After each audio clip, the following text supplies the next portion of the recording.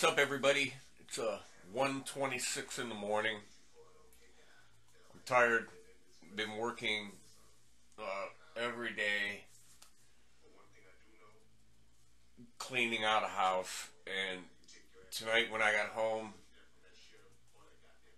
I was coming in the back door, and we don't have a spring or a pump on the back screen door of our house, or storm door, because of the dogs. Because we have a big dog that likes to storm that door. Storm the storm door. And she'll just hit it and knock it open. So, okay. Well, it was really windy, and I was coming in the back door, and it closed, and it caught the inside of the heel of my right foot and laid a hunk of flesh over. I bled like a stuck pig for a long time. It's still oozing a little bit. I put a butterfly on it, and Linda wanted to take me to the emergency room. I said no. And it's 1:27 in the morning. I'm listening to Stephen Colbert's late night monologue, going through Yahoo, and I run across this. Oh, and by the way, I can't shut my door because I've got 5 boxes of Beanie Babies now stuck in the door. And there they are. And I've got like probably 200 or 300 of these things. If you fell for the beanie craze in the 90s, I feel sorry for you.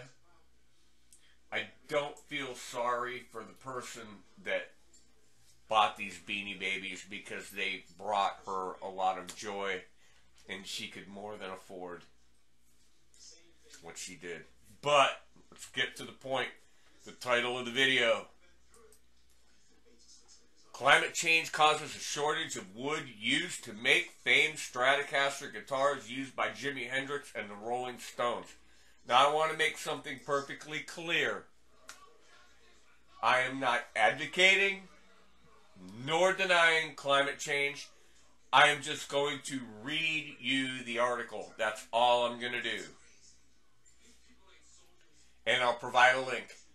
Alice Hutton, Wednesday, February 24th, 2021, 6:10 p.m. The wood that is used to make the guitars of some of the greatest rock gods has fallen victim to climate change. Wow. For more than 70 years, iconic guitar masters Fender have been using swamp ash or music ash. Okay, music ash. I've never heard it called that before, ever. To make their Telecasters and Stratocaster models, known for giving a special twang to the music of Jimi Hendrix, Buddy Holly, Bob Dylan, Muddy Waters, Keith Richards from the Rolling Stones, and Chrissie Hynde from the Pretenders. How do you go from Jimi Hendrix to Chrissie Hynde of the Pretenders? Okay, so this guy, he's picking some of his heroes, and he had to throw a woman in there. But now the special ash trees, also used by manufacturers Music Man, are in short supply following years of climate-related flash flooding, as well as the arrival of an ash-gnawing beetle. Okay, I don't know what a beetle would have to do with the climate, but maybe because the climate is whatever's going on, it prolificates the existence of this beetle. I don't know. As far as I know, literally, swamp ash is used for nothing else on this earth than guitars. And the biggest reason I would say that it's used for is because it's not used for anything else, and it's really freaking light. It's super light. Okay, but now the special ash trees, also used by, oh, I read that, climate-related flash flooding, In August last year, Justin Norvell, Executive Vice President at Fender, announced that the company would not longer use the wood for their electric models and told Guitar World it's something none of us took lightly. Ash is part of the DNA of what we do at Fender. Well, sure, ash can be pretty. It can be beautiful. I have a swamp ash Stratocaster. All right. Gerald Galloway, a civil environmental engineer professor at the University of Maryland, College Park, told the magazine that the problem began in earnest in June 2018 with the arrival of the 12 wettest months on record, causing some of the most damaging floods along the Mississippi, a key supply area for the tree in modern history. All right, I would think if it's a swamp ash that the water wouldn't bother it, but hey, I don't know. He said, we've got intense rainfall from climate change that's increasing the amount of water going into the river. And in expanding systems of dams, walls, and levees originally intended, dams, walls, and levees originally intended to prevent floods may instead be making the situation even worse. The second problem arrived in the U.S. in 2002. All right, that's 19 years ago. The emerald ash borer beetle is usually native to Asia, but is now in 35 U.S. states and has reportedly killed millions of native ash trees by tunneling through the wood. Oh, well, that's not good. They come in a bad batch of rice, or what happened? Jennifer Koch, a U.S. Forest Service biologist, said, I think it's the most rapid spreading insect we've seen attacking trees in the U.S.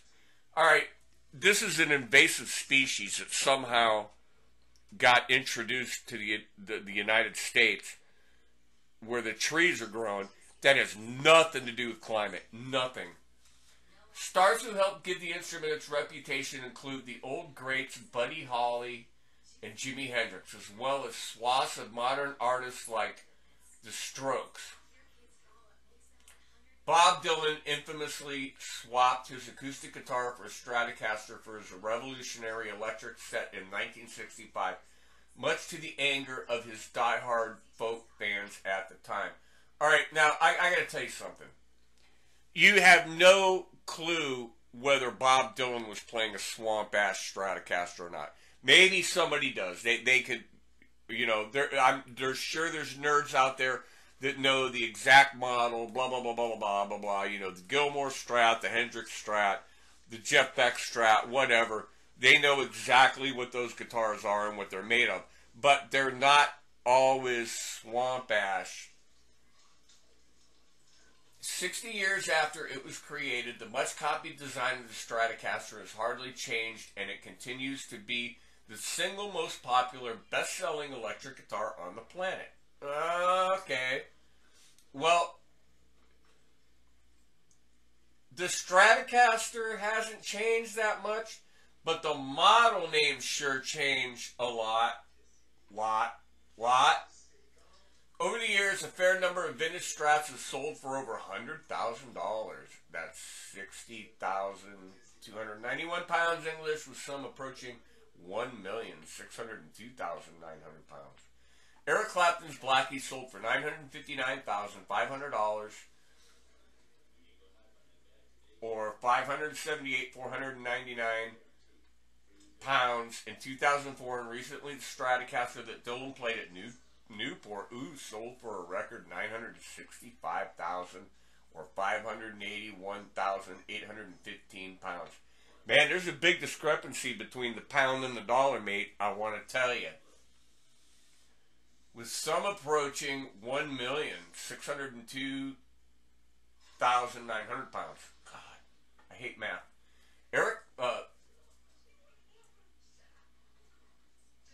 In 2014, a guitar from the very first production line of Fender Stratocaster bearing the serial number 0100 went on sale in Nashville, Tennessee in the U.S. for $250,000, $150,000 British pounds.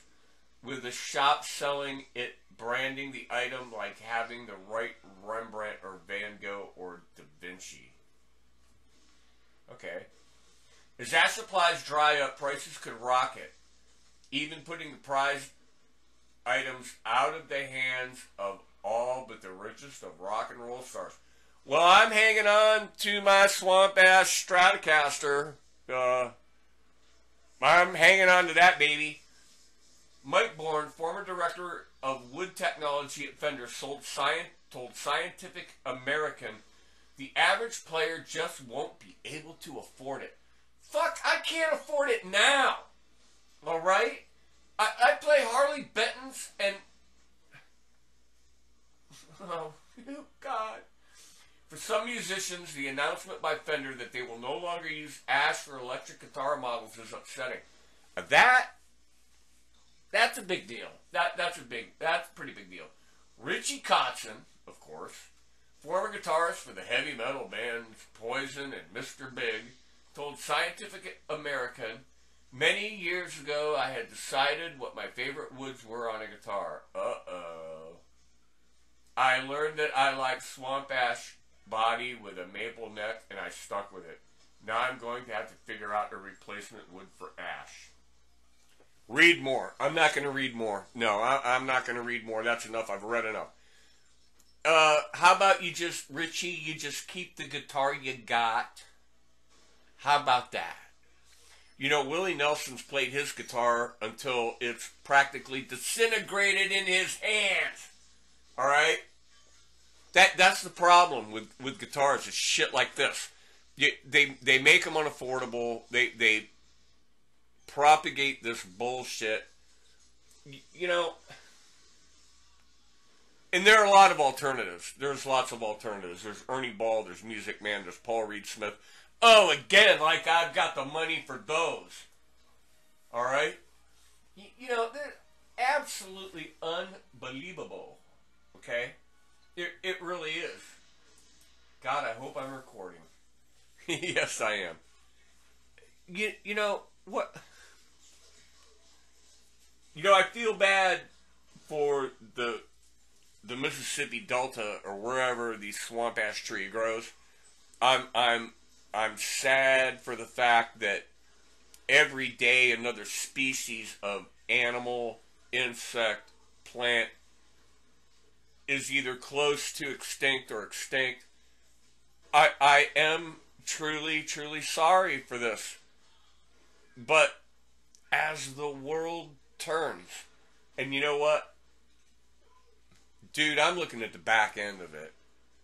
You know, I don't think, unless like the meteor comes down and slams us and takes us out, or some dumb shit puts their finger on the button and starts the war, I'll live through it, you know, to the bitter end.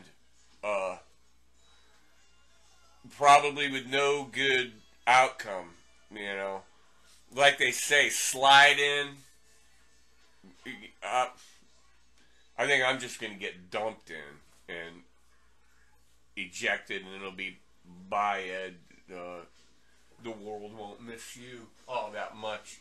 But, you know, what do you think about that? They didn't go tonewood. They didn't go full tonewood with it. But they just stuck with the swamp ash thing.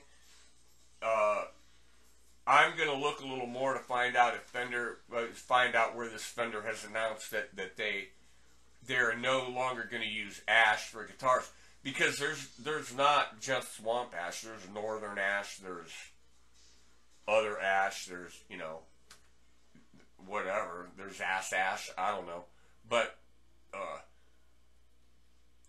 there's also even a PD used to use what they branded as Alaskan ash. Is what the first T60s that came out, they were called Alaskan ash, and they were heavy as, you know what I'm saying.